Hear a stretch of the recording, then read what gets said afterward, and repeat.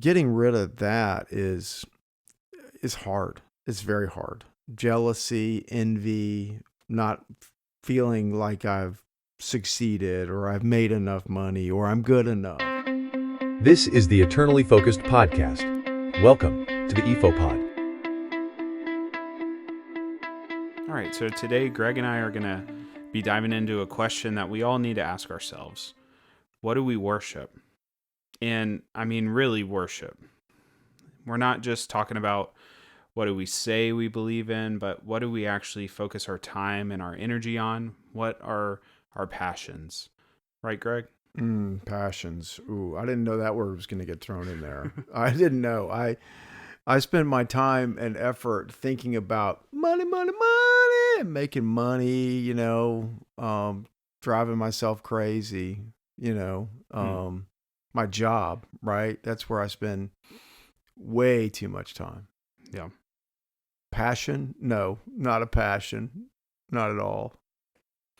No, but I suppose, I think passion's a good word. You just kind of threw me a curveball there. Sure. Well, I mean a little bit more poignant than that. Maybe we start with something like something that hits home a little bit, like college football. A lot of Americans, especially men, love college football. And if there's a lady listening to this right now, I'd say either it's possible she's really into it, but she definitely has a man in her life that's really geared towards that. Yeah, And especially in the Southeast, right? The Southeastern sure. Conference, the dominant football conference in the United States. Right. Yeah. Well, and Greg, both of us, we've had our own moments in our lives where we've both been heavily involved in college football. Maybe when we were in college.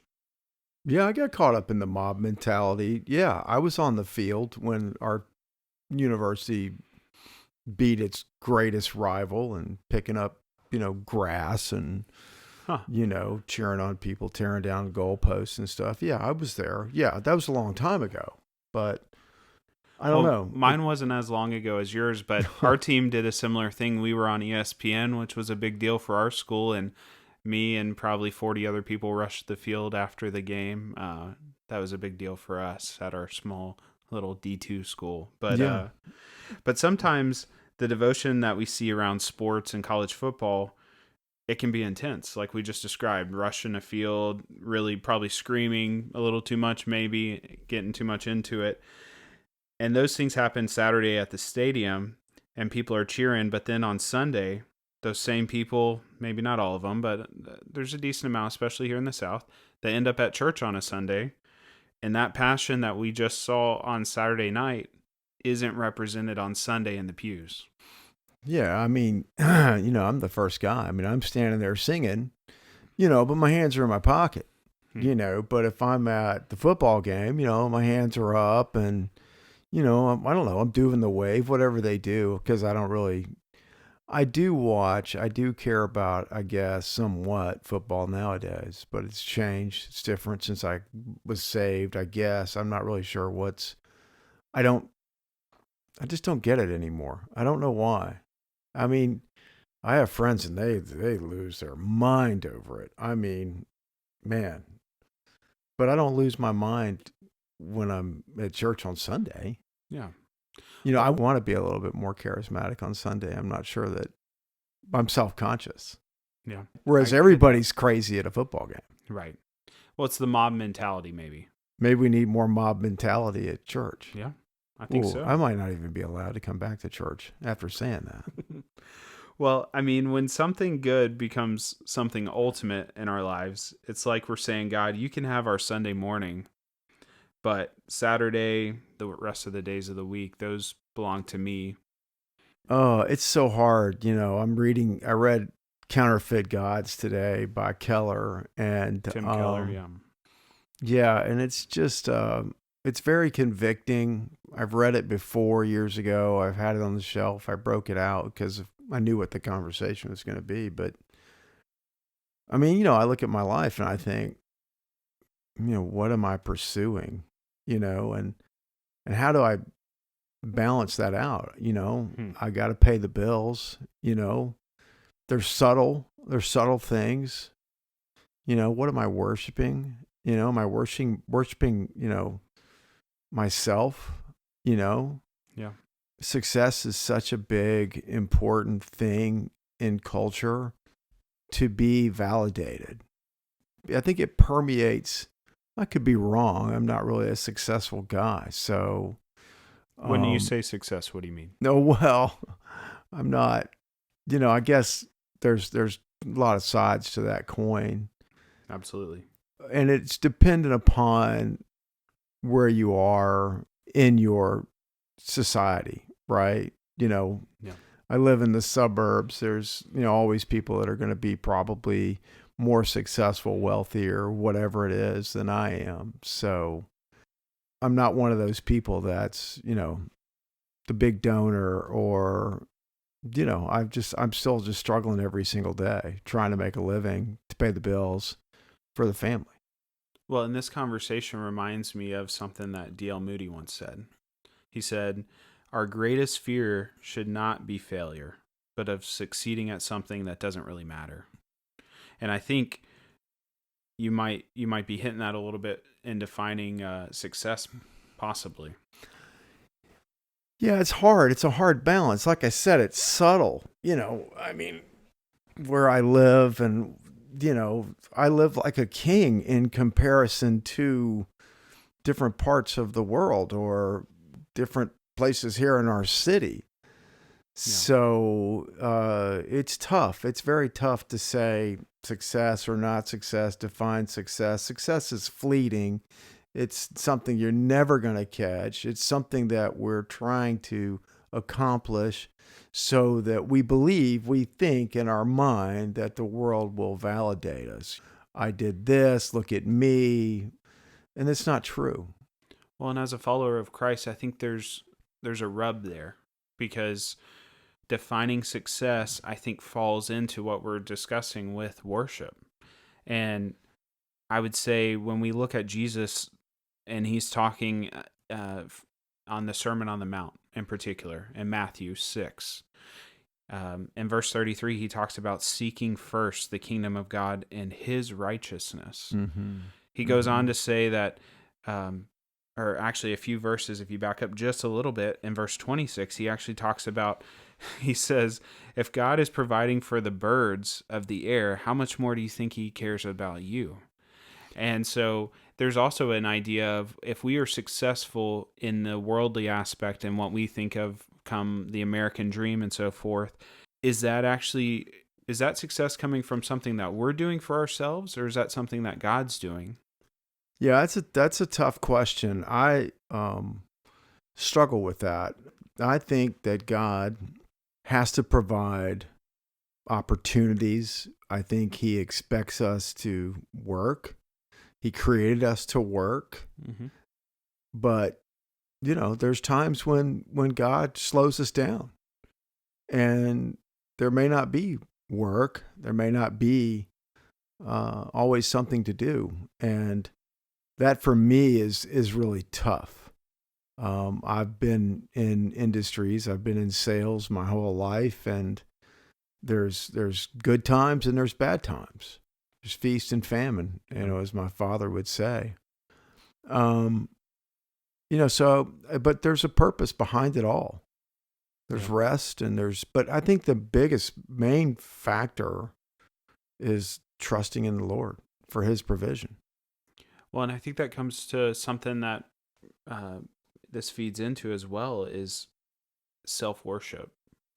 I think we find ourselves in society a lot of times worshiping ourselves, saying that we provided this, we did this. We hear a lot of "I" and a lot of the things what that we I say. accomplished. Yeah. Right. And then, you have some success, something, you make some money, and then, probably what is the first thing you go and do with it is go out and buy yourself something. Sure.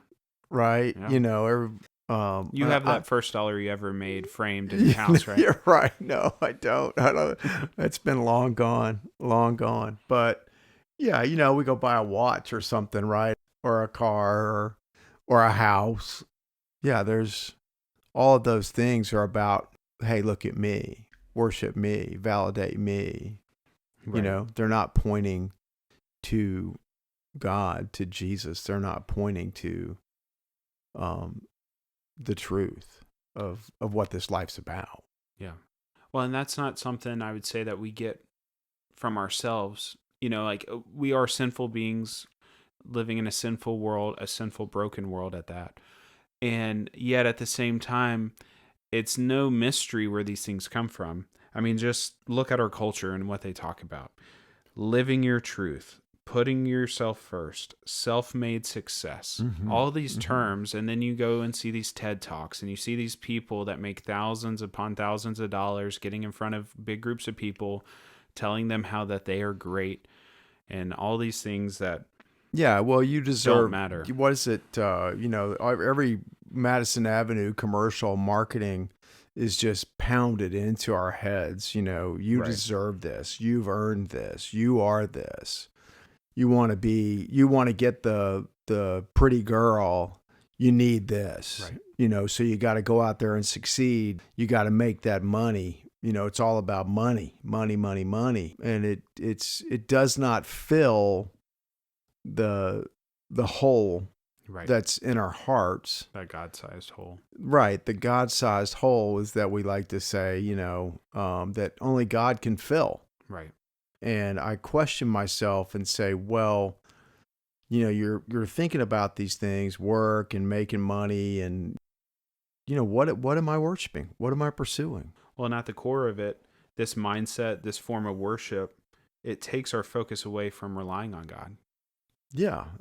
And I think for me, he brings me back to that. He wants me to trust in him. I don't know and understand. I wouldn't be where I am today if it wasn't for all the things that he's done for me. All right. I mean, Agreed. he provides everything. So when it is in that famine time, I just have to trust that he's going to lead me through. We're going to find another way. We're going to find something else to provide for the family. Yeah. He wants me to do that. It's not that he wants me to sit around not working and praying. They like to say you can't lean on a shovel and pray for potatoes, right? Just in Idaho. Yeah. Yeah, they just pop out of the ground there. Well, actually, they're on a big trailer, but... So I don't know.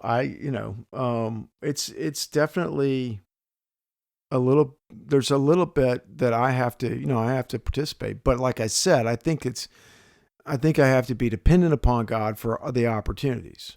Right. And then, he expects me to do something with those. Well, and I think that's where we come back to the eternal focus.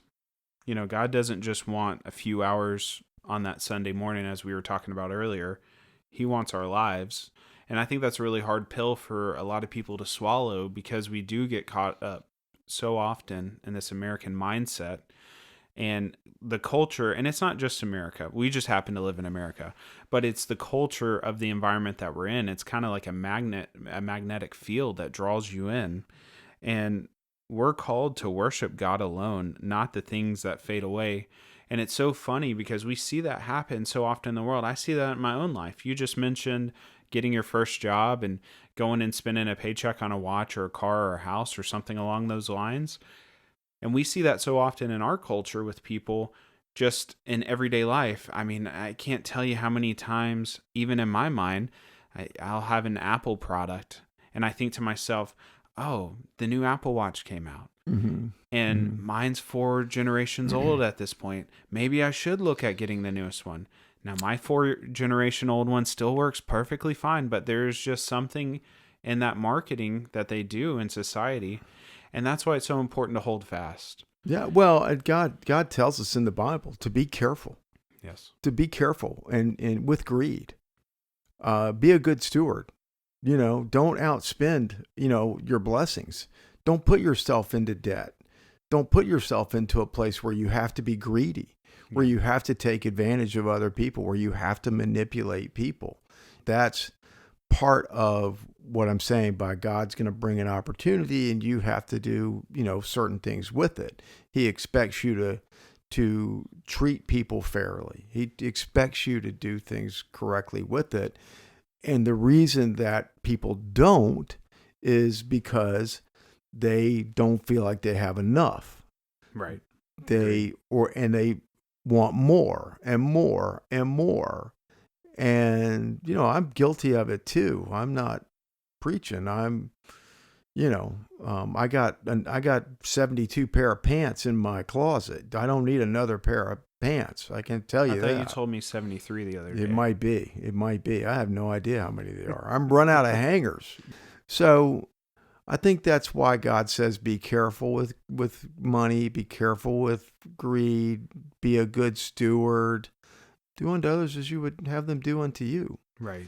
But that's not how the world's operating out there. It's all out for me, what I can get. And I don't care what happens to you. Well, and that's why I love the Bible, because it's just so opposite of what we see in the world. And even just when the Pharisees came and the Sadducees were sitting there talking, and Jesus is sitting, and a lawyer asked him a question and asked him what the greatest commandment is in the law. And this is just in case you want to go look at it. It's Matthew 22:37. And Jesus says to him, "You shall love the Lord your God with all your heart and with all your soul and with all your mind. This is the great and first commandment, and the second's like it. You shall love your neighbor as yourself. On these two commandments depend all the law and the prophets." And for me, when I hear those words, I think that it's so simple in the verbiage that's expressed there, and yet it's so complex at the same time. But all these things that we're talking about, these worldly aspects, would be so easy to not even allow them to sink into our brains if we were just taking this in and really applying it in our lives on a daily basis. And yet I want to beat myself up, because sometimes it's so frustrating that I stray from that. And it can just come from a tough conversation at work or a tough conversation at home. And then all of a sudden my day is completely thrown off, or at least my mindset is in that time frame. And then I have to just kind of come back to center. And that's why I think it's so important to be in the Word morning and night, as it says, because I need that refresher, every day. Well, I don't think, and I hope no people don't mishear me. Houses and cars and watches, there's nothing wrong with them. There's nothing wrong with wealth. That's not what I'm saying. It's when it becomes the ultimate thing. It's when we're pursuing it so hard that we're sacrificing relationships on the altar of success. Yeah. The priority of your relationships has got to be in a specific order.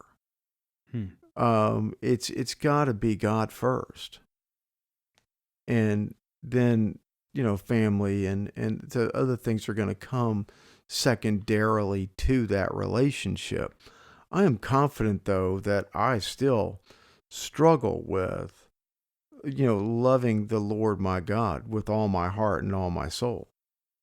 I think there is still a lot of me in there. Sure. Getting rid of that is hard. It's very hard. Jealousy, envy, not feeling like I've succeeded or I've made enough money or I'm good enough. They're always going to be part of my sinful, broken nature. Yeah. Well, and I think it kind of all culminates and comes back to this idea of what is on the throne of our lives. What is that thing that we put ahead of everything else?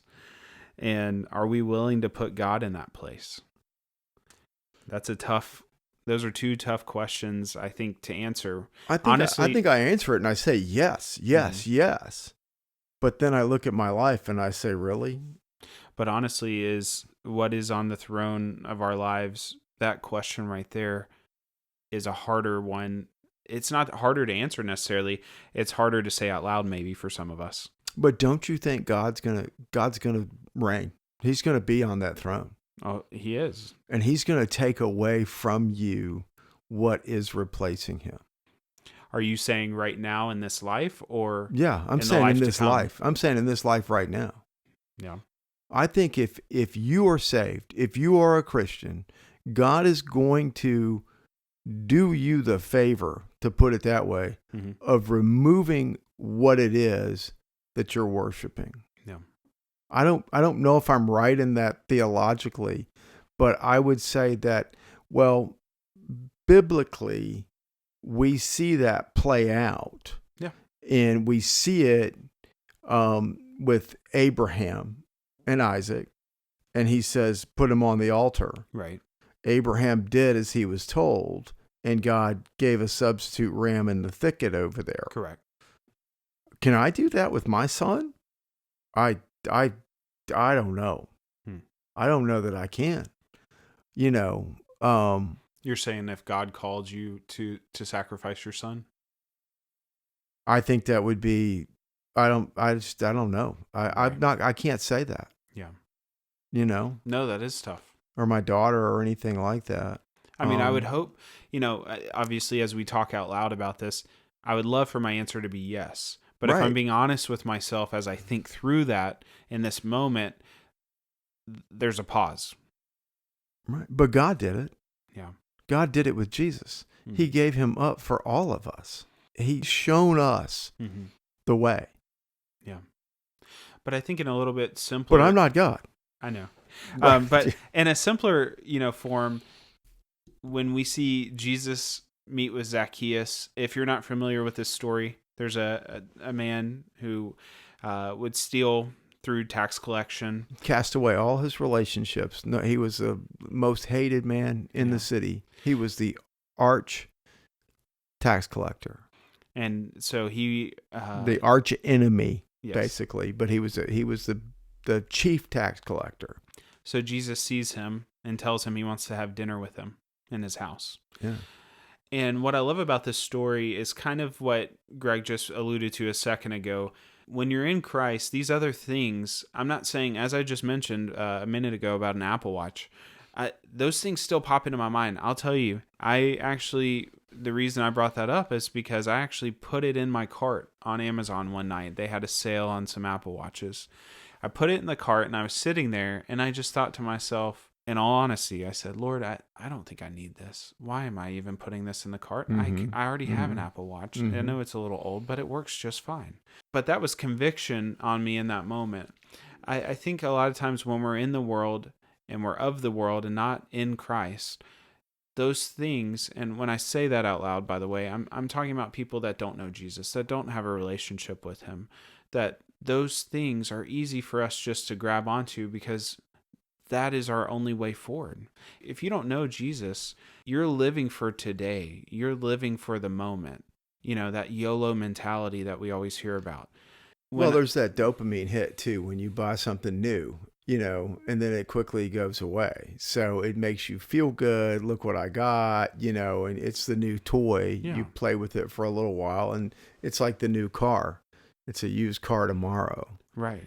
And with Zacchaeus, it wasn't maybe the dopamine as much. I don't know. There's some, like I said, he was stealing, taking more than he should have. Well, it was greed. Yeah. And so, but when Extortion. he met Jesus in person, he saw that Jesus was Christ, that he was the Son of God. And that conviction that he felt, he told Jesus he was going to give away a significant amount of what he had taken from people. So there is conviction there when you come to know Jesus about the things of this world that aren't going to last, that are going to fade away, and realizing that there is a kingdom in heaven that he has established that is coming, and there is that second coming, and he will come on that white horse, and that is so much more important than anything of this world. And what happens once you are saved? This is where it gets a little tough, because the Holy Spirit works inside of you and begins to change your heart's desires. Yeah. And these things start to become unimportant. The football game, being just a raving fan over some football player, Right. Or some football team, or a music band, And that's probably something that hits home a little bit more with me. But not only that, it's now all of a sudden I'm a Christian, the Holy Spirit's operating inside of me, and these things are not motivators anymore. Yeah. So now what do I do? Yeah. How do I deal with this? Right. Right? Yeah, the pursuit of money and wealth does not cause the drive in me that it once did, that I would sacrifice everything else for it. Yeah, agreed. Continuing with the idea of success as something that we worship. Mm-hmm. I was just thinking, what are some other aspects of success? And one of them that I think comes to mind is marriage. Yeah, I think that's right. And I think we oftentimes put marriage or a relationship with someone on the throne. Right. And it's the ultimate thing. I'm going to get married and this will validate me. She's beautiful and people will think that I'm, something. There's a status symbol. There's a status symbol, a bit of a status symbol sometimes. And, we see it a lot of times in rich, powerful men, as they go on to their second and third wife and they want to marry a young woman and they think that that's going to keep them from aging. And and what ends up happening is so much pressure is put on the relationship and that person that it crushes them. They can't come up to what that person needs. Mm-hmm.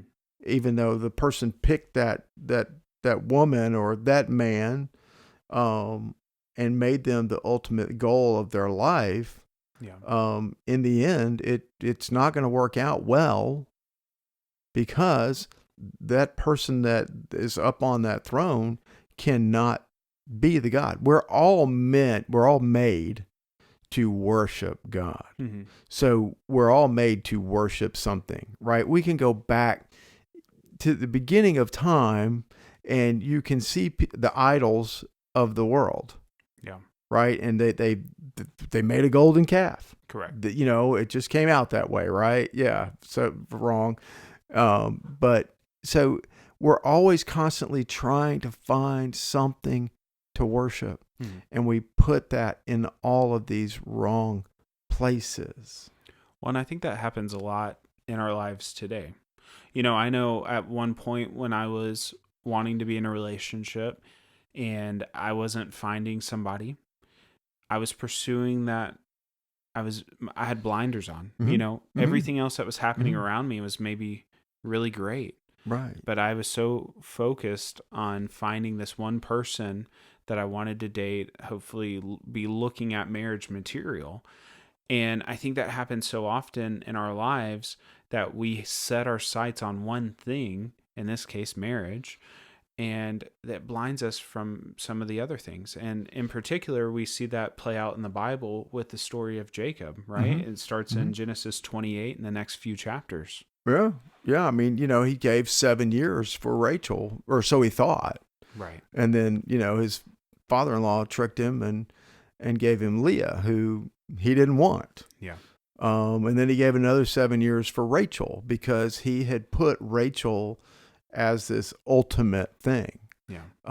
And he really believed that once he had Rachel, he would be, I keep using the word validated, but it would raise his status because she was beautiful.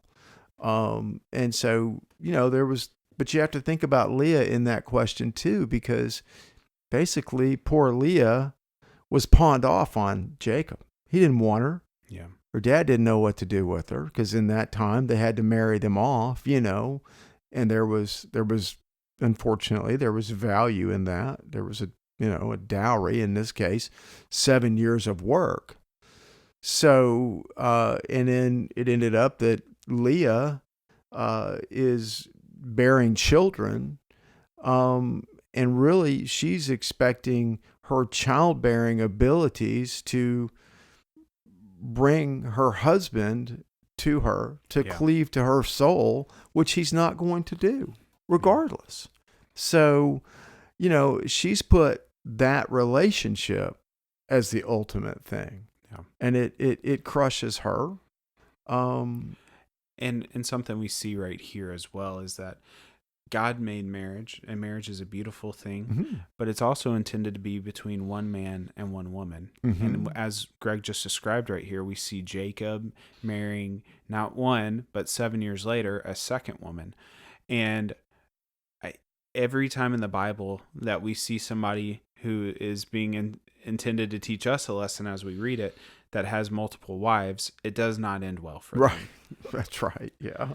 So Yeah. I just wanted to clarify that God does intend for marriage to be between one man and one woman. Right. Certainly, it was a different time back then. The fact that, it was a different economy as well. But That doesn't justify it. no, but it doesn't yes. justify it. Not at all. But it's a matter of trying to understand, how we elevate things. And we're just simply using them as an example.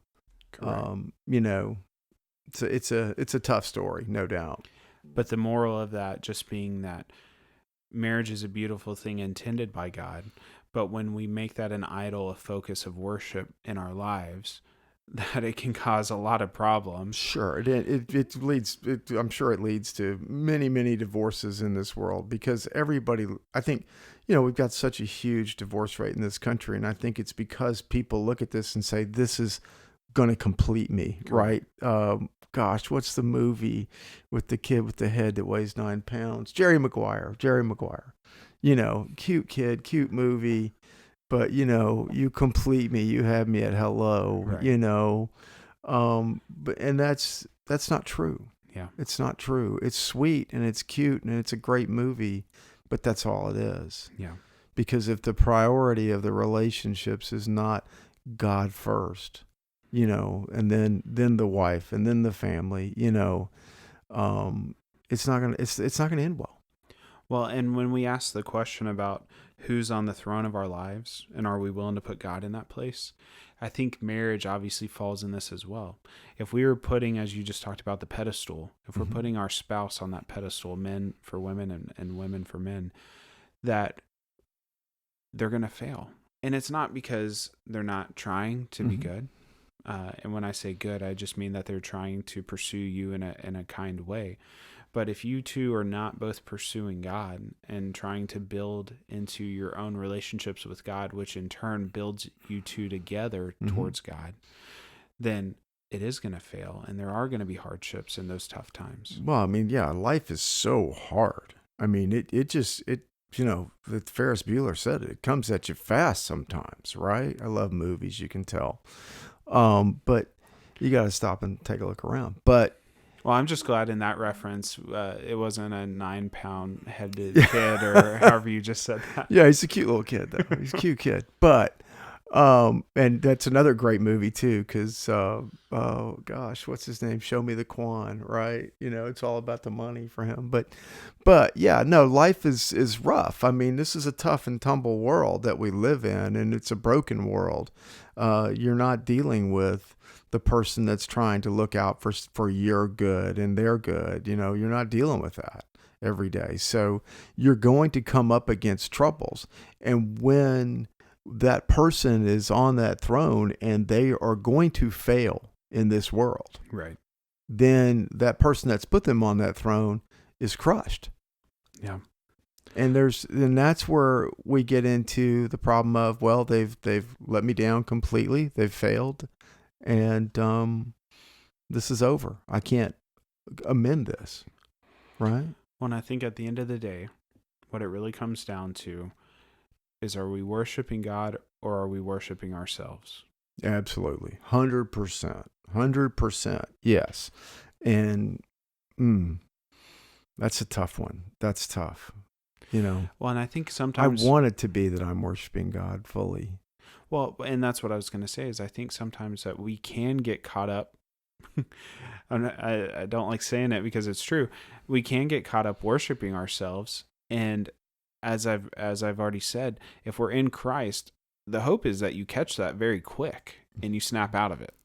If you don't know Jesus, a big point of this podcast is that we hope that you do come to know Jesus, and not because of anything that Greg or I, because we lack in wisdom in a lot of ways. Well, we don't have an MDiv. We do not. No.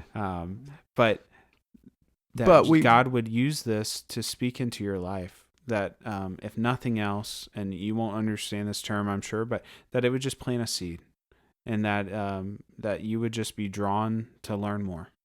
Yeah, because the pain of all of these things that we keep putting on these thrones and the disappointment of it is just, it's a vicious cycle. It doesn't quit until you step out of that cycle. Right. And there's only one way to step out of it, and it's to put God on the throne and to surrender to his lordship. Yeah, I completely agree. Well, and maybe for you, the listener, take a few moments after this episode to think about what's taken up most of your time, energy, or devotion, and where are you placing your trust? Yeah, I think see, you've thrown me another one there with passion, and what am I placing my trust in? I had this conversation with someone this week who's actually a CPA, and he has gone through, working for a big corporation and in the downsizing and, the feast and famine of things. And, we talked about the fact that we still, in the back of our mind, regardless, we still have something we're hanging on to. It's that little piece of my IRA, my retirement funds, my 401k. Yes. I'm safe. I'm okay. If I have to dip into my retirement savings, I can do it. Those false senses of security. Yeah, they're false senses of security. And we've seen that in past markets where those balances get banged up pretty good. Sure. And that's not a bad thing. I mean, God's got his hand in that, right? Yeah. Because what does that do? That turns people right back to the Lord, and it gets them on their back and says, okay, I'm not self-sufficient anymore. You never were, but it really makes them aware of it. Yeah. I mean, hopefully that's a good wake-up call in that moment. Yeah. Yeah. I think that's the point to it. Yeah. It's not pleasant. It's not fun. Yeah. Well, guys, as we wrap up this time, I would just say that I really encourage you to think about those questions that we just raised. And I would just say, remember that we are called to live with an eternal perspective, to seek his kingdom. Yeah, I'd like to next time really dive into 633, Matthew 633, to what that really does mean, to seek the kingdom. Yeah. What does that really mean? Am I doing that? Yeah. I don't know. I hope I am. I hope I am. Yeah, well, we look forward to diving into that on the next episode. We thank you guys for listening to the EFOPOD. Stay focused, stay faithful. Thank you for listening to the EFOPOD. If you'd like, please subscribe or leave a comment below.